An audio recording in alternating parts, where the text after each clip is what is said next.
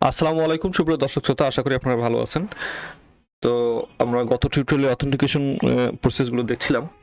তো আজকে থেকে আমরা শুরু করব হলো টাইপ ওআরএম আর হলো মাইস্কুয়েল দিয়ে আমরা কাজ করা শুরু করব, দেখবো যে কিভাবে ইন্টিগ্রেশন করা যায়। তো এই ক্ষেত্রে বেশ কিছু একটু লম্বা আলোচনা হবে আছে, মানে আসলে জিনিসগুলো বুঝতে গেলে যারা একেবারে নতুন তাদের জন্য টাইপ ওআরএম নিয়ে যারা কাজ করে নাই। তো বেশ কিছু বিষয় আমি আজকে টিউটোরিয়ালে দেখাবো। যেমন আমরা যদি এইখানে জাস্ট আমি চেক করে দেবো আমার ভিডিও রেকর্ডিংটা ঠিকঠাক মতো হচ্ছে কিনা। হ্যাঁ, হচ্ছে। তো আমি যদি আপনাদেরকে দেখাই npm ট্রেন্ড, ওকে। তো টাইপ যেহেতু টাইপস্ক্রিপ্ট সাপোর্ট করে এবং টাইপস্ক্রিপ্ট দিয়ে মূলত কাজ করে, তো সেই ক্ষেত্রে এটা অনেক আর ওল্ড এজ আসলে সিকুয়েলাইজ বা অন্যান্য ওআরএম এর চেয়ে।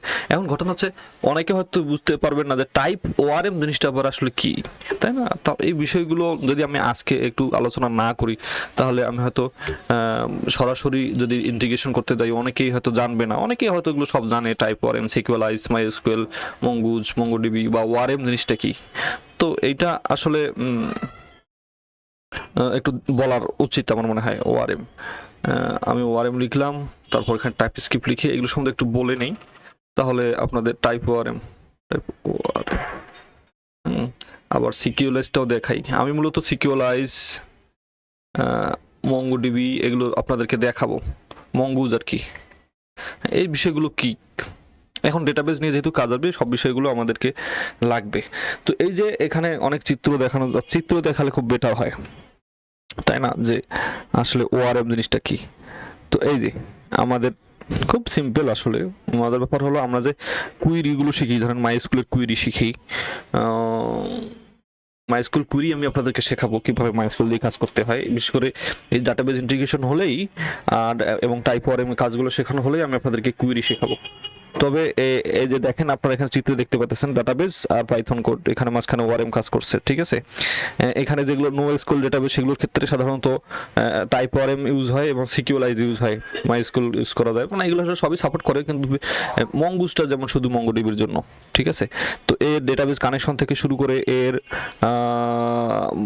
বলা যেতে পারে যে কুইরি লেখাগুলো যদি আমরা মঙ্গুজের কুইরি র কুইরি না লিখে ওআরএম দিয়ে লিখলে আমাদের মানুষ অন্য বলে যে বাইরে থেকে কোনো আমাদের হ্যাক করতে পারবে না, ওআরএম গুলো সিকিউর আর কি। তো র কুইরি লেখা যায় না, পিএসপিতে মাইস্কুল না লিখে এরকম ওআরএম ইউজ করা উচিত, ঠিক আছে। এরকম সবগুলো ফ্রেমওয়ার্কে ওআরএম, অবজেক্ট রিলেশনাল মডেল যেটাকে বলে, এটা আমরা ইউজ করি। ইন সেম ওয়ে সিকিউলাইজ কাজ করে, সিকিউলাইজ বেশ কিছু সাপোর্ট করে, তার মধ্যে নো এসকিউএল গুলো বা সিকিউলাইজ গুলো বেশি, যেমন পোস্টগ্রেসকিউএল, মাইস্কুয়েল এগুলো। আচ্ছা, আর হলো টাইপ ওয়ান ইনস্টল করার কমান্ড এইটা, আর ওআরএম তো এখানে দেখাই দিলাম। এবার টাইপ ওআরএমটা দেখতে পাচ্ছেন এখানে, টাইপ ওআরএম এর জনপ্রিয়তা দেখেন, আর এখানে এই যে সিকুয়েলের জনপ্রিয়তা। আমি আগে আমার ধারণা ছিল যে সিকুয়েলাইজ মনে হয় বেশি পপুলার, কিন্তু এখন দেখেন সিকুয়েলাইজের চেয়ে আমাদের সিকুয়েলাইজ বেশি, টাইপ ওআরএম কম। আমি বুঝলাম না, এটা তো আমার আসলে টাইপ ওআরএম বেশি হওয়ার কথা ছিল। যাক, এইখানে আমি যেটা দেখতে পাচ্ছি সিকুয়েলাইজে আমাদের প্রচুর ব্যবহার হয়। আচ্ছা, আমরা মানে আসলে মনে ছিল না, ওগুলাই ফেলছি।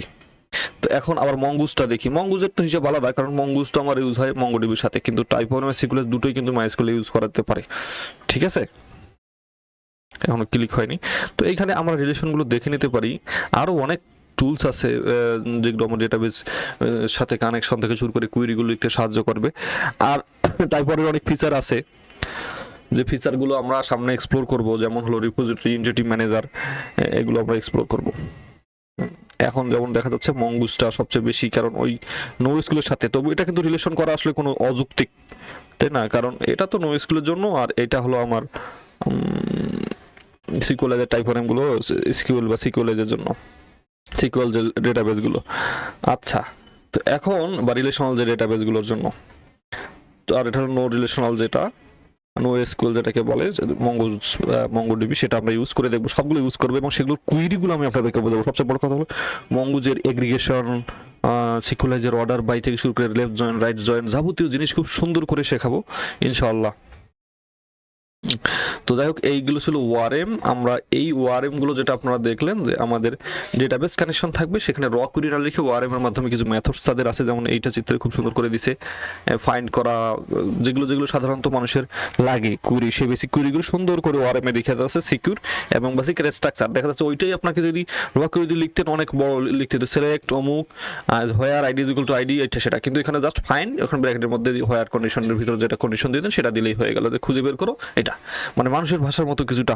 এটা ওয়ারেম আমাদেরকে সুযোগ দিচ্ছে আর অনেক সিকিউরিটি দিচ্ছে। তো আমরা দেখলাম যে এইগুলোর মধ্যে রিলেশনটা দেখলাম যে সিকুলাইজ টাইপ ওয়ারেম, মঙ্গুজ তো মঙ্গোডিবির জন্য, সিকুলাইজ টাইপ ওয়ারেম রিলেশনাল ডাটাবেসগুলোর জন্য, এবং তার মধ্যে সিকুলাইজটা অনেক বেশি পরিচিত। আমরা সিকুলাইজ ইউজ করবো, নো প্রবলেম। তো প্রথমে আজকে টাইপ ওয়ারেম ইউজ করে দেখবো এবং টাইপ ইন্টিগ্রেশন করে দেখবো, আর আস্তে আস্তে টাইপ ওয়ারেমের কিছু ফিচার আমরা দেখবো, দেখি ফিচার এটা দিয়ে তারপরে আমরা আবার শুরু করবো হলো সিকুলাইজ।